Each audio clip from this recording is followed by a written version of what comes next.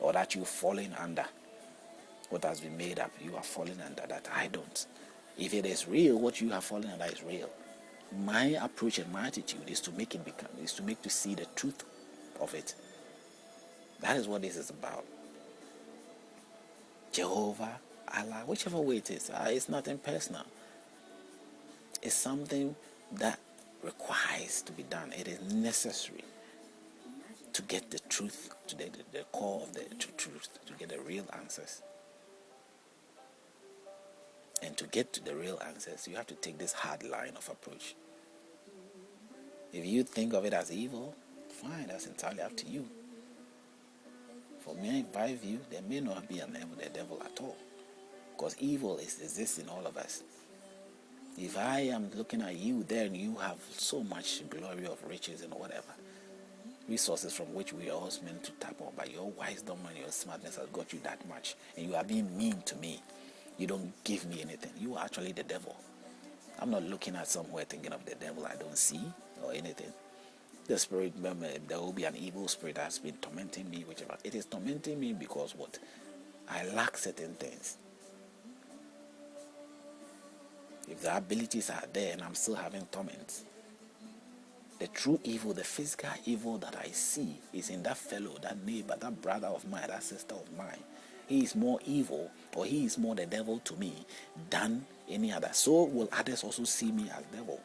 But I wouldn't be caring too much about that, because whatever demand or whatever reason you might be calling or seeing me as evil might not necessarily be the situation, because what do you know of me necessarily that make you say that? The same thing that happens to me, or for the people I might consider as evil. But in a general sense, I don't have that knowledge of evil very much from what I've known so far. I'm not letting the book or any book I'm reading convincing me otherwise in so many ways. Because this book is presenting the devil and all that evil and all that thing. But it's also pointing to other people, or pointing out to people. So even in so many ways, I share the same idea with the book, because the book is also pointing at people outside of the book as evil, as devilish people. So you pointing at me, I'm pointing at you.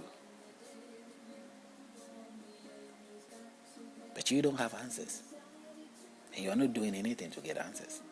I don't have answers. I've not got answers. But I'm doing something to get answers. That sounds logical to me. You feel that what you're doing does not sound logical, but you say you leave it to God, or leave it to your God, because He's all wise. He understands what He has done. So you follow, you allow Him to do what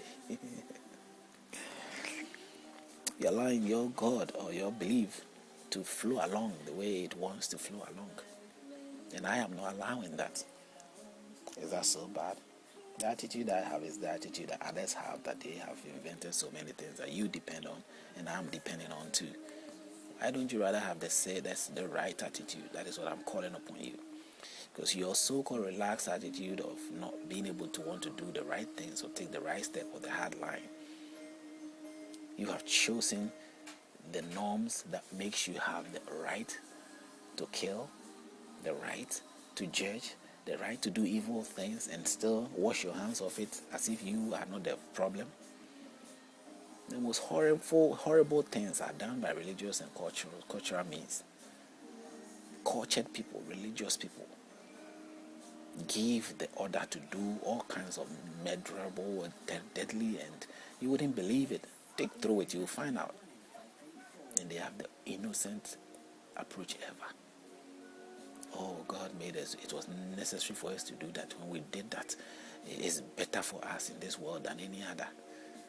Meanwhile, the world is still worse and terrible. And we believe in that it's better just because somebody is dead. It was religious people that killed Jesus Christ, isn't it? Religious people. And they were doing it and they are standing behind, they're washing their hands. They even stared, according to the story, they stared the crowd. If you look at some of the videos, they analyze it very well. I say things come from Hollywood that are, powerful. And they were telling them, stare the crowds, tell people that we want Barabbas. You want Barabbas, and let's kill. If you are a Christian, read a Christian book, you will know. Though if you are not a Christian, read the story of Jesus Christ and the time they were crucifying him. You see, some of them went behind the religious people and telling the crowd, vote Barabbas, Barabbas, Barabbas, so that they can kill Jesus Christ, because he's the man we want him to die. Why? Because he was challenging them, the elders. How mean, knowing, and some of them even know that the things he was saying was logic. It was sensible.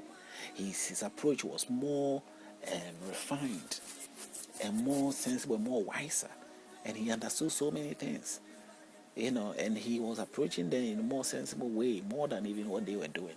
They didn't understand the book themselves, but they sort of follow religious sins and the benefits that come out of it. And he was trying to explain better things, and yet still they felt that it was an insult to them. It is more disrespectful to them, so they have to take his life. And they were relating that to the public and telling the prophet it's better for one man to die than all of us to die, because what he's doing is against God. God hated. God sent that man. Now they believe, most religious people, others are saying that God sent him. Now the other religious people appointed at that time are saying that what he is doing is something that God hates, and so God will kill him. And so the whole public had to believe, when they were crucifying him, were believing and knowing in their head that God was killing him, that Jesus Christ was being killed by God. And in a spiritual sense, in a prophecy sense, the prophecies will turn around again to tell you today, and today we still believe along the same line, that the purpose was meant for him to die. He was meant to be crucified. There's prophecy that talks about that they will share his clothes, they will put him on a cross, and they will hang him, and they will strip him naked and all that.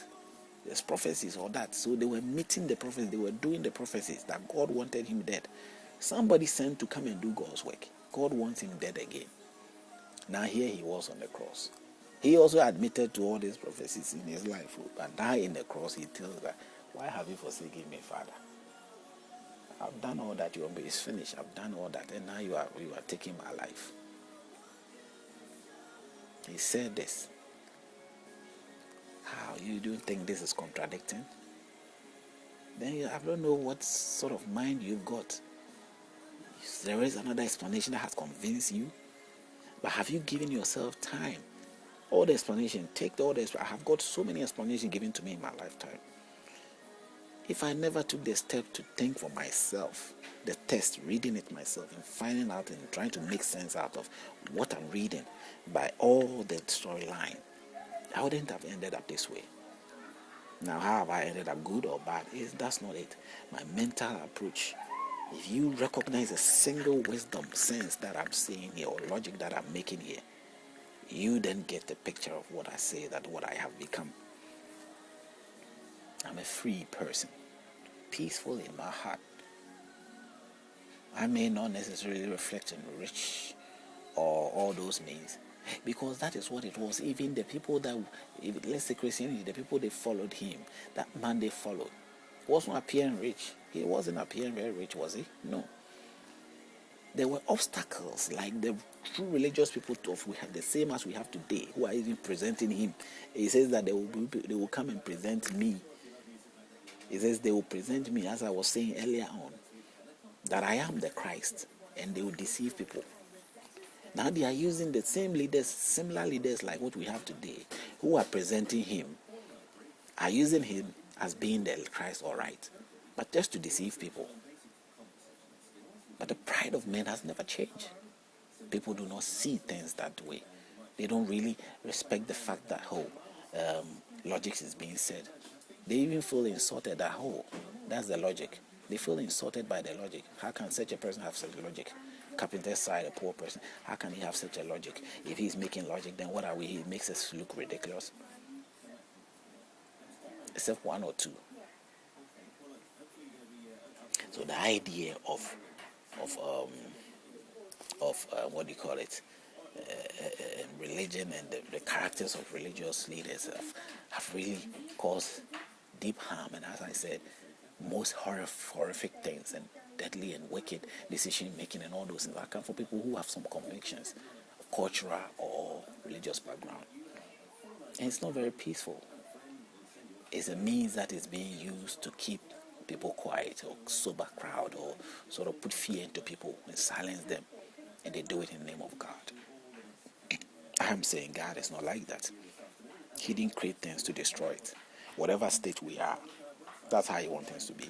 And the God that is being presented is what I'm talking about. The God that is being presented is made for us to believe as omnipotent, omniscient, great God, powerful God.